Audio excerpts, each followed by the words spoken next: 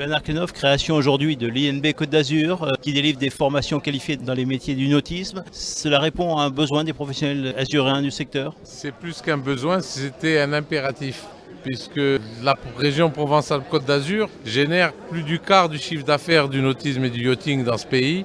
Et je crois qu'il fallait qu'on puisse offrir l'intégralité du service aux gens de cette branche d'activité. L'implantation à Villefranche s'imposait? Alors l'implantation à Villefranche, elle est à la fois symbolique, elle est en recherche d'efficacité, et puis ça nous permettait de participer à l'utilisation de ce bâtiment que nous venons de rénover.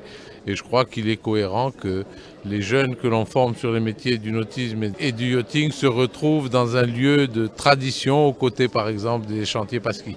La formation se fait essentiellement par alternance, cela permet d'associer pleinement les professionnels? Voilà, toute la formation se fait alternance ou apprentissage, bon, qui pratiquement se ressemble. Ça veut dire que tous les jeunes qui seront formés ici, nos étudiants, seront en même temps dans des entreprises au contact des professionnels du secteur.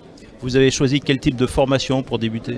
Alors d'abord, on a transféré une formation que nous faisions à l'Institut de formation automobile qui est de la réparation de moteurs marins. Et le reste, c'est tout ce qui touche bien sûr à la mécanique, l'électronique et l'électricité embarquée, mais aussi des métiers qui sont plus éloignés de ce qu'on peut imaginer, qui sont de l'hôtellerie embarquée et avec une formation importante sur le commerce, la formation des commerciaux liés à ces activités nautiques et yachting. La plaisance se porte plutôt bien sur la Côte d'Azur, c'est vraiment un secteur d'avenir? Alors la présence se porte moins mal, voire mieux que d'autres secteurs. Oui, ça reste un secteur d'avenir et il est difficile d'imaginer une Côte d'Azur sans plaisance.